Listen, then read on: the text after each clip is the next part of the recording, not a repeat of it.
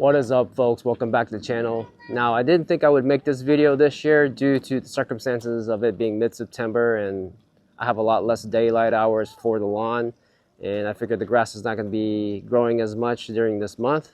So I had thought about, you know what, I'm just going to make this video sometime next year. But now that the temperatures have climbed back up to mid-90s and I'm forecasted to have more of that next week and possibly the remaining of September, I'm just going to go ahead and make the video. And you know, last year I had talked about the thickness of the lawn. At some point you do need to do a height of cut reset in order to stop your lawnmower from floating. I had a problem with that this season because I couldn't get the lawn to fill in, particularly the one on the right side of my house. But center lawn was pretty thick, and I do have some scalp spots around that area. And also when I'm taking my mower, trying to do my stripe, you know, my mower tends to like wiggle down the stripe rather than going straight. So I had an issue trying to get those lines straight this year. So I figured, you know what, it's about time to go ahead and do the height of cut reset. But there's alternatives to that, which I had mentioned in my video last year, which verticutting is another alternative. Now you just need to find the machine that's going to work for you. And I was exploring that last year. Obviously was trying out the California trimmer catalyst with the verticutter cartridge. Did not make the decision to get that, but I did end up getting a verticutter this year, and I'm just going to go ahead and get on with it and show you guys what I got.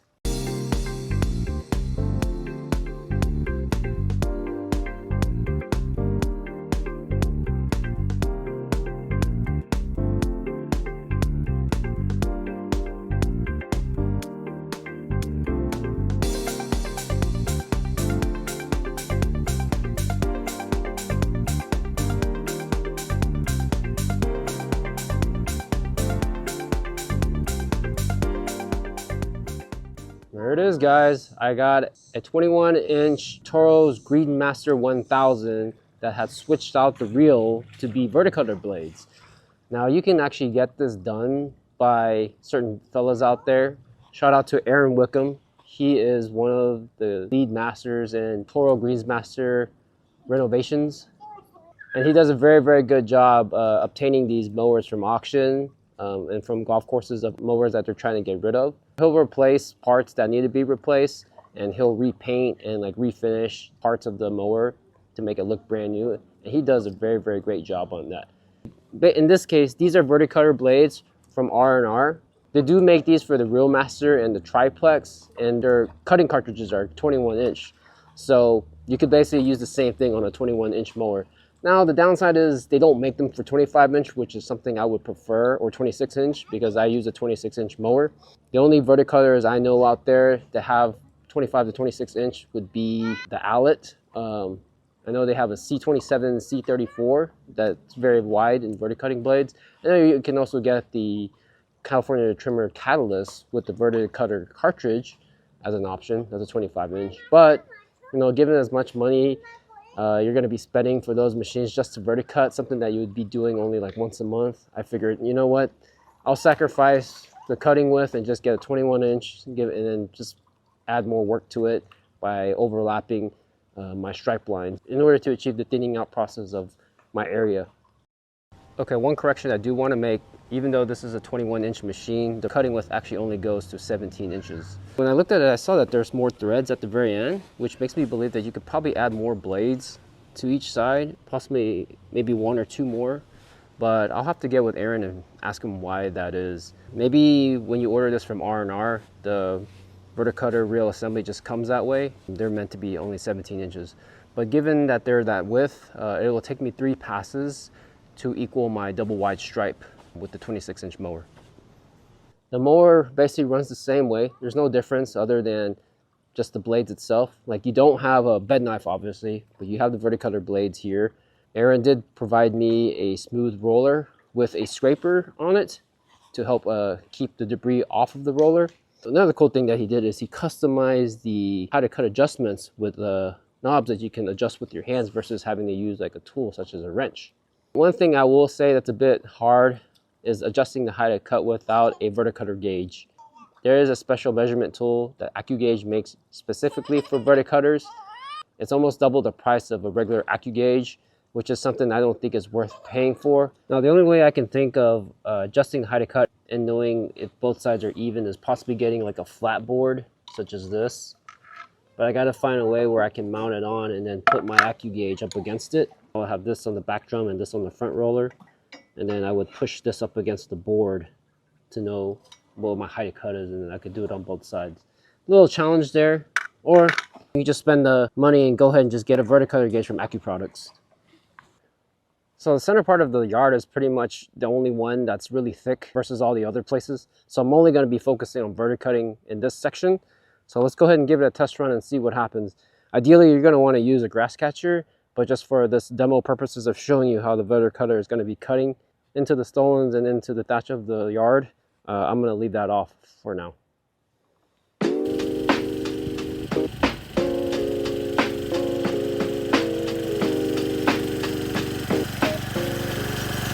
All right, let's have a look at the first stripe here. Let's see how it looks. You can see that it's pulling up some of the grass here. Taking a little bit out from the bottom, not too aggressive, which is what I want. And you can see how a 21 inch compares to a 26 inch as far as the stripe width. So yeah, I'm gonna have to do quite a bit of overlapping in order to make sure that I get that covered. But yeah, let's go ahead and keep on going.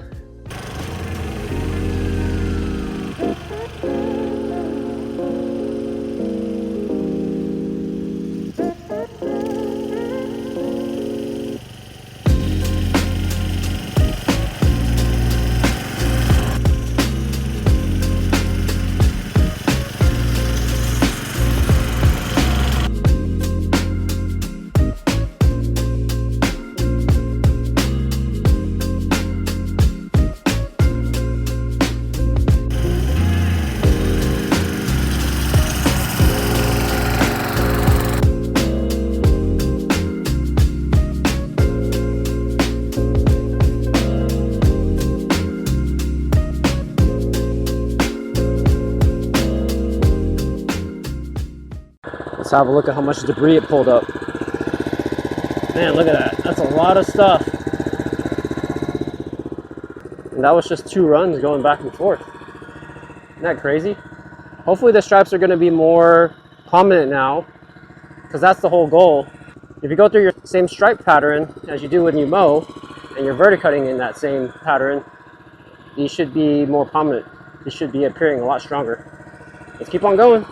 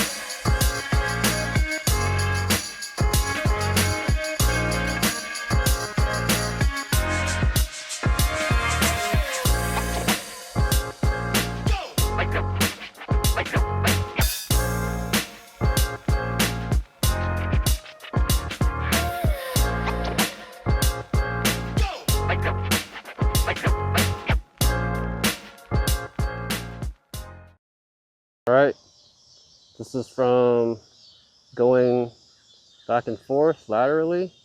I haven't gone away and to the house yet, but you can see how much stuff that I pulled out. I gotta go dump this now, and then I will go the other direction. All right, stick around, guys.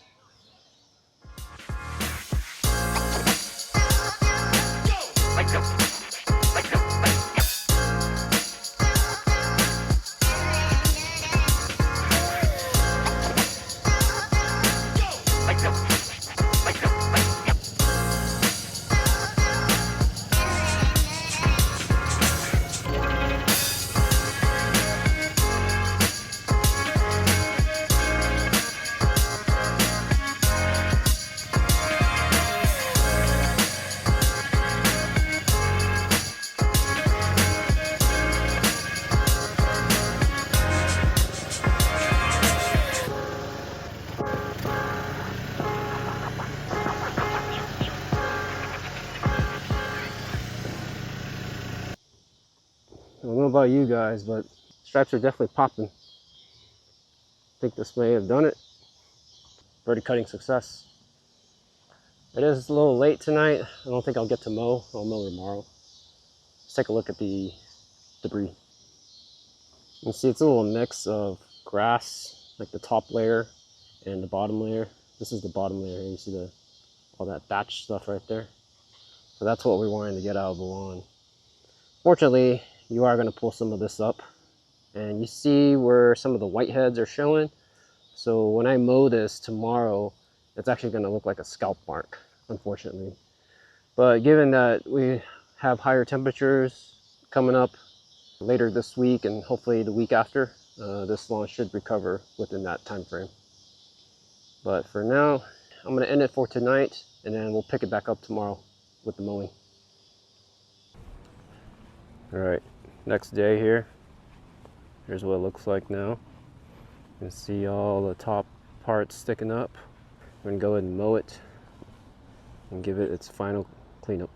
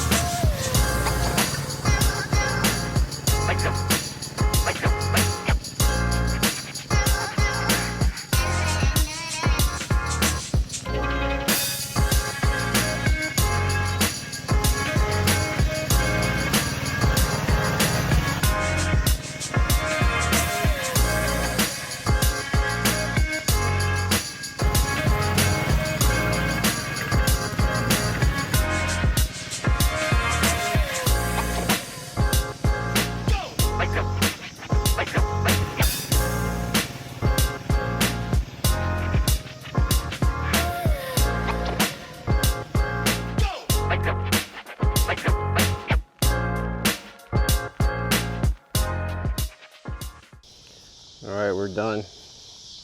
You can see all the whiteheads popping up. This is what I had mentioned. Now, I've learned my lesson. This is my first time verticutting, so what I did was I ran the verticutter too many times over the same area, which pulled a lot more grass from the bottom. So that's why it's causing this. If you look over here, you don't see it so much on this side because I only did one pass in this stripe over here. So the next time I do this, I will just do one pass and not go over the same area several times to prevent this right here. But you can see that the stripe lines are extremely pronounced. It's a good thing. But yeah, there you have it, guys. My first verticutter for 2025. Like I mentioned, we're gonna get hot temperatures, mid-90s to this week, so I'm gonna drop some nitrogen down, possibly tonight or tomorrow, and hopefully we can get this recovered as soon as possible. One thing I do want to share with you is I found some new fertilizer at Site 1, 28312. SGN is 150. So pretty much the similar prill size as the golf course lawn Humic Max 1608. So I'm going to be applying this toward the lawn and report back to you and see how it goes. Let's check out the prill on this thing. There's the 150 SGN. Looks pretty good. The reason why I purchased this fertilizer is because it's a slow release, so the nitrogen will stay a bit longer in the yard versus the ammonium sulfate and the urea that I've been putting down. I'll be applying this at 2.5 pounds per thousand, which is going to give me 0.7 pounds of nitrogen, and I may throw a little bit of urea in that center yard. Alright, I'm going to conclude the video here. This is my first time verticutting, so now you know how things are done. And I know what to do for next time and not get something that looks kind of scalped. Appreciate you guys all watching, and if you liked the video, smash that thumbs up button. Subscribe to the channel if you haven't already to stay up to date on any new content that'll be coming your way. Anyways, I'll catch you guys next time.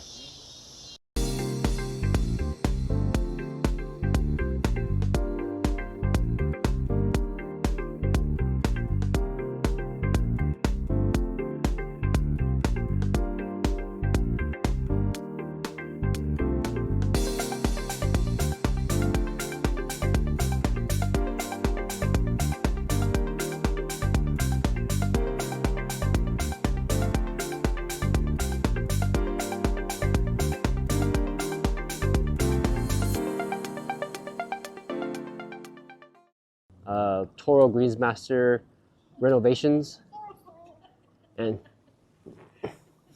and then in this case, make these for the Real Master